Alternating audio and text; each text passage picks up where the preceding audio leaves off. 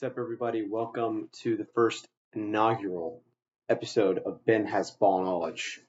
Today, I will be explaining what happened with LSU and Ole Miss starting now. So, on Saturday, we watched the Louisiana State University Tigers go into Oxford, Mississippi to play University of Mississippi. I was not predicting this outcome whatsoever. I'm an avid LSU fan. I would say I'm a diehard. I would say I know more than a lot of fans do about this team. I've watched it all. Only 17 years old, but I have been through a lot in this team, and I've seen a lot. I've seen 2 national titles. I've seen a lot of coaching changes. I've seen players and all the NIL stuff. I've seen it all unfold in my conscious mind. And I've watched a lot of football. I feel like I have a very excellent understanding of what goes on in these types of games. So we're just going to get straight into the notes that I was taking during this game. LSU side of the ball. Of course, the final score was 24-19. The Ole Miss offense looked really, really good against a stout LSU defense. LSU offense, on the other hand, looked very, very rough, not complete, wasn't synchronized with what was going on the other side of the ball. And it seemed like the coaching staff was pretty clueless about what was going on the offensive side of the ball as well. We're just going to get straight into the numbers of the game. Garrett Nussmeier, starting quarterback for Louisiana State University, came into the year as a Heisman contender. I still believe he is, but he threw 34 attempts, completed 21 of those passes, 197 yards, 1 touchdown, 1 interception, and his QBR was 75.3. Not impressive whatsoever against a very poor Ole Miss defense that runs a very, very defunct system in the 3-5-3, 3-down linemen, 8 in coverage. In SEC play, that's just not going to work. We saw against Arkansas that it did not work at all. Taylor Green was able to light up Ole Miss, and Ole Miss only won the game because Taylor Green got injured late in the game, and Ole Miss was able to secure that one. The LSU rushing stats were also abysmal. You ran the ball 21 times for 59 yards. That's 2.8 yards per carry. Not going to win you football games. You can't run the ball 21 times in a game. You have to run the ball more. Last year, LSU averaged 28 yards. 28 carries per game, right? Excuse me on that one. This year, they're averaging 29 carries a game, right?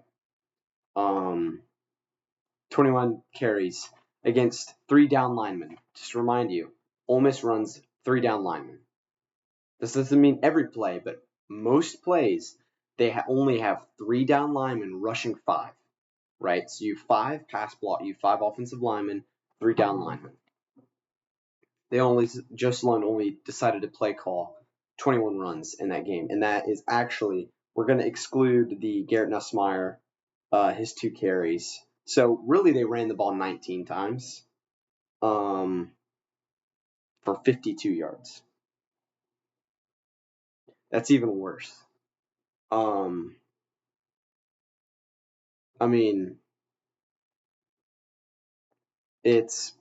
That's just really, really bad, and that's what LSU fans had to get used to over the years. This Brian Kelly run system has just been exploited. LSU has not been able to find out how to correctly run the ball and get the offensive line to be aligned with that. You've had great offensive linemen over the year. You've had great running backs over the years, but you still couldn't find a way to correctly get in there, shut down the defensive line, and start pounding the rock, and start closing in on the secondary.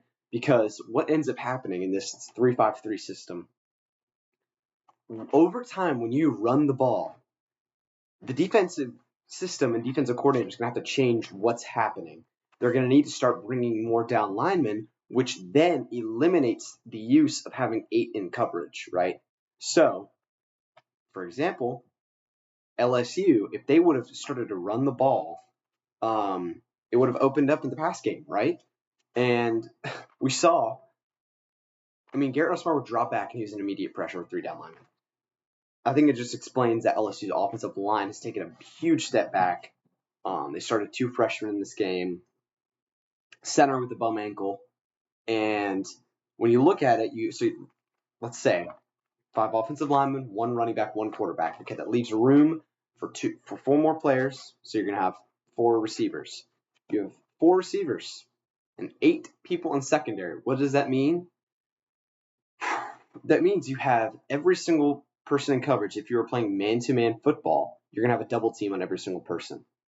Of course, that's not what happened. It's just going to be very congested route running and the way Joe Sloan draws up these plays and everything. The receivers did play decently. Xavier Thomas led the game with 63 yards on 3 receptions, most of that coming from that 50-yard play he had. Barry Brown has come out as a pretty big option for Garrett, 5 receptions, 40 yards. Nick Anderson, the transfer from Oklahoma, who really hasn't done much this season, 2 receptions for 28 yards, and he had that touchdown, that amazing hands play. I don't know. It's very interesting what was going on in this game with the LSU offense. I think LSU doesn't want to say what went wrong in that game and what has been going wrong with this offense, but Garrett Nussmeier is still injured. And this injury is a lot severe than we thought it was. A lot more severe than we thought it was. If you're watching the tape, watch the game. I rewatched the entire game. And big note I put down. Nussmeier is still hurt.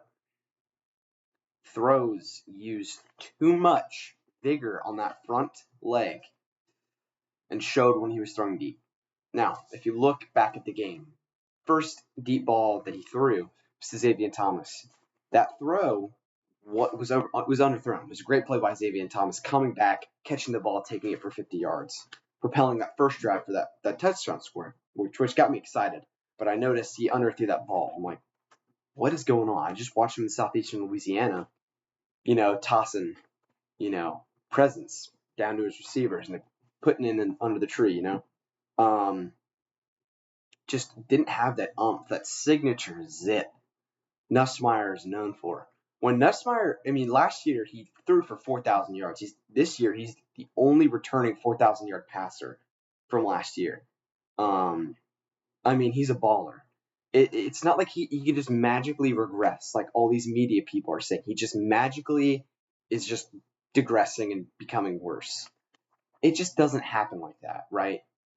We all know what this team can do. Every single game last year, the first 5 games of the season, he threw for 300 or more yards in every single game. The most passing yards he's thrown for this year, 270.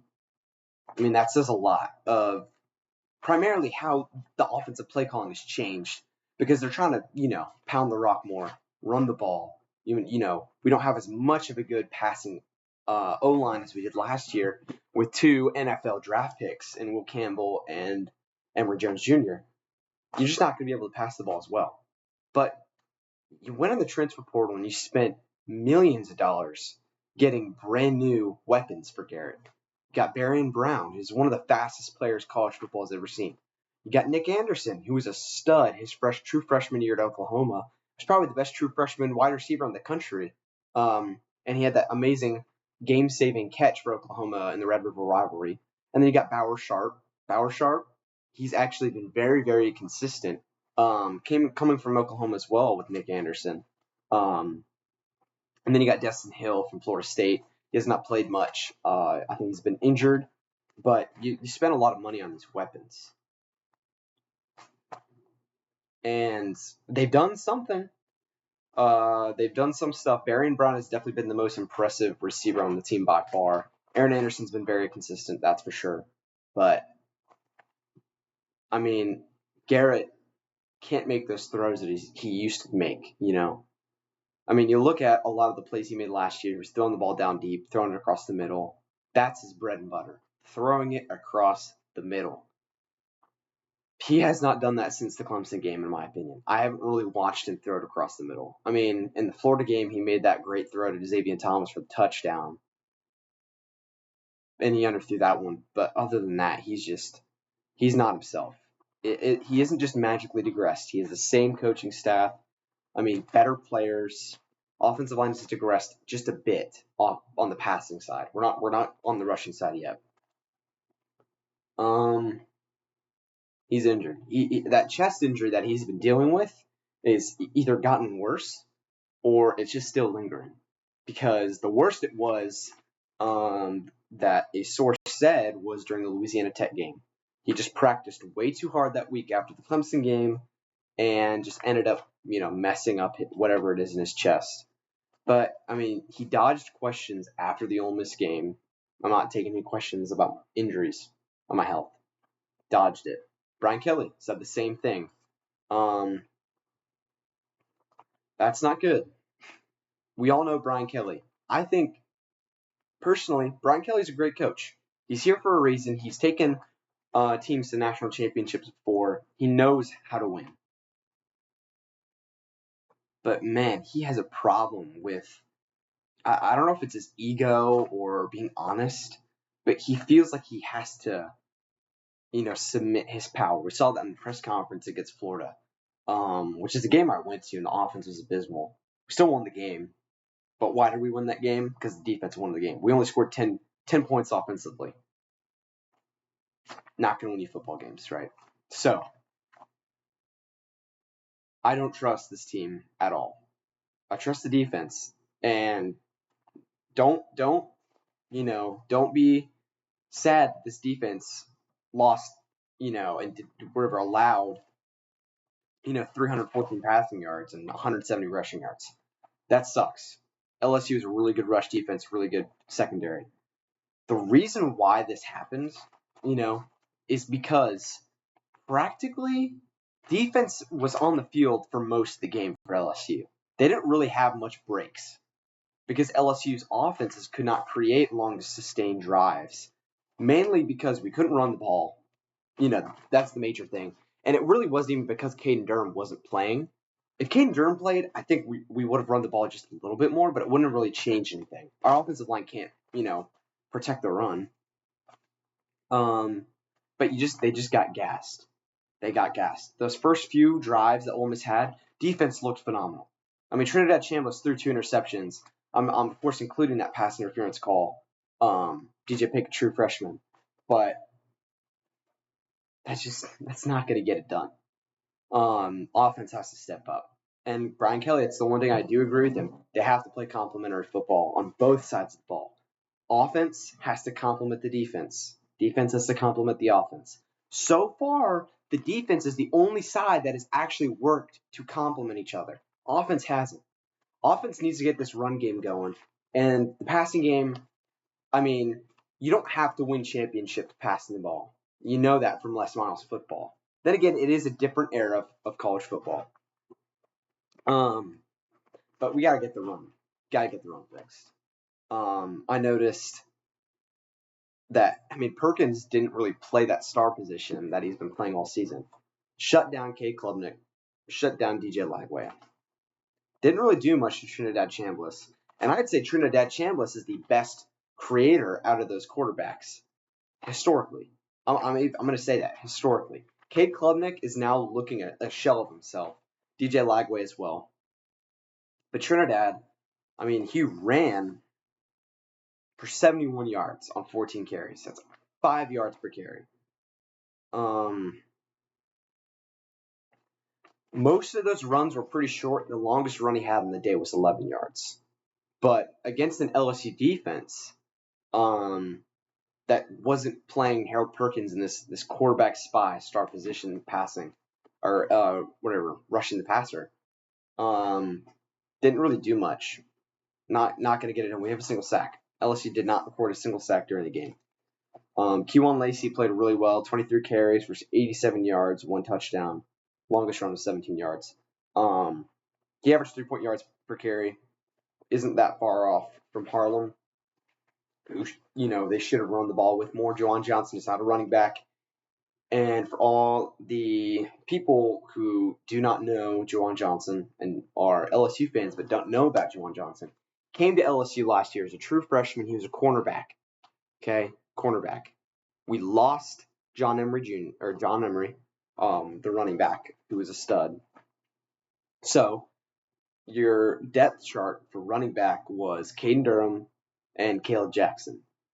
So they switched Juwan Johnson over to running back. And then this past offseason, they switched him to quarterback to be the backup. And then we got Michael Van Buren and the transfer portal, and so they switched him back to running back. Yeah, the run game needs to be fixed. Ole Miss's run game looked really, really efficient. 170 yards on the ground. They averaged 4 yards per carry. It was definitely a pretty good game for the Ole Miss Rebels on the offensive side of the ball. The most receptions. This is the thing that I noticed the most with Trinidad is that he was able to spread the ball out. 39 attempts, 23 completions.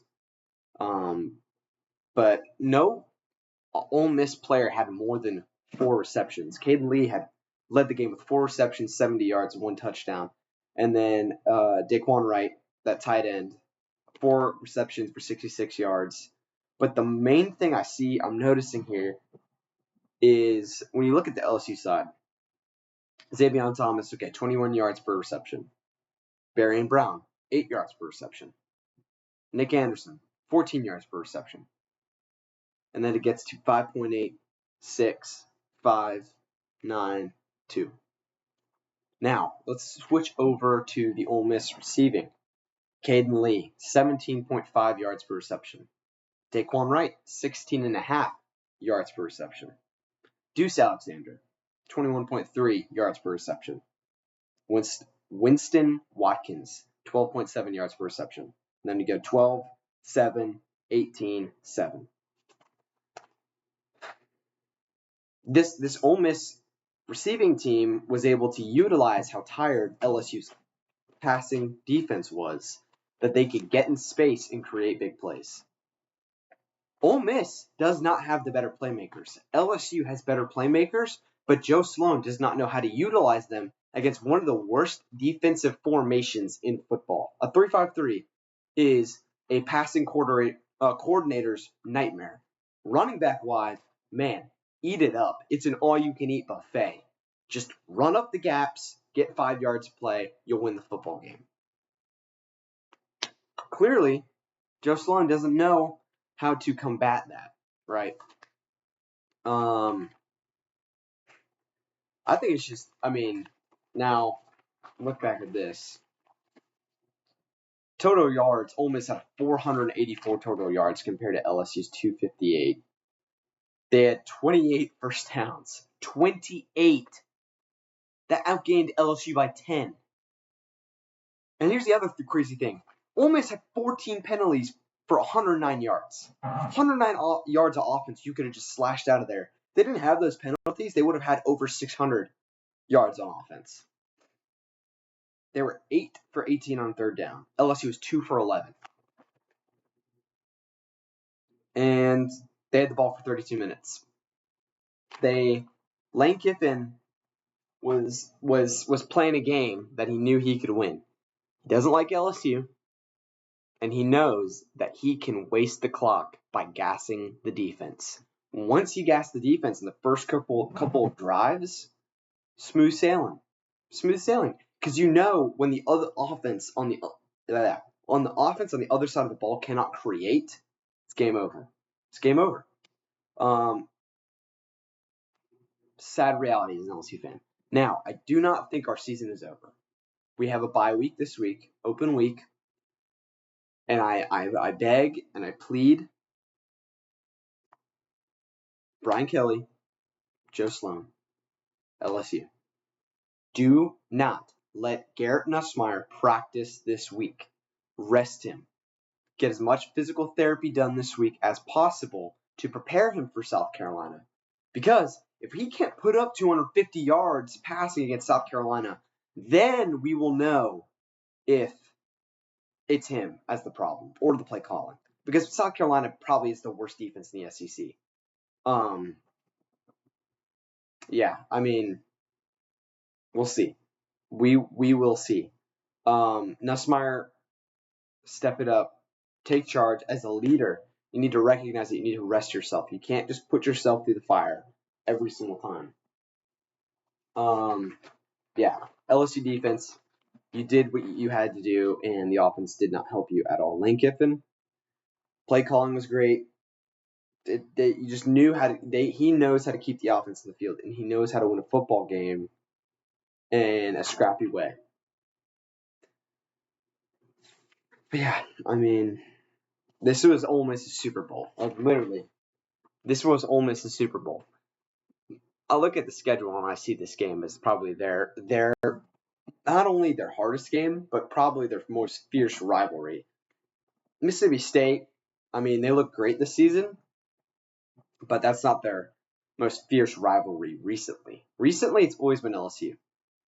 It's just been like LSU wins one, Ole Miss wins one. LSU wins one, Ole Miss wins one.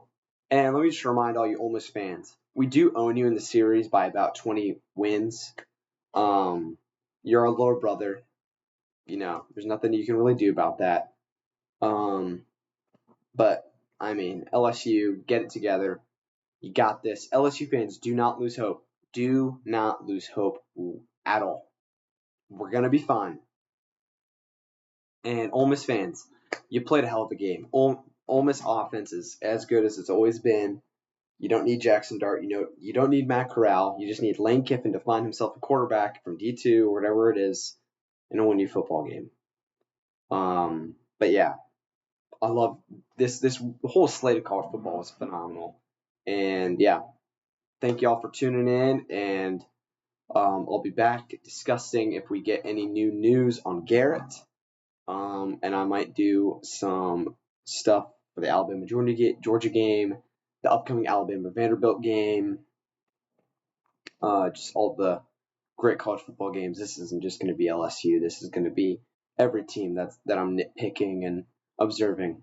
So, yeah, I thank you guys for tuning in, and I just have a great rest of your day and stay blessed.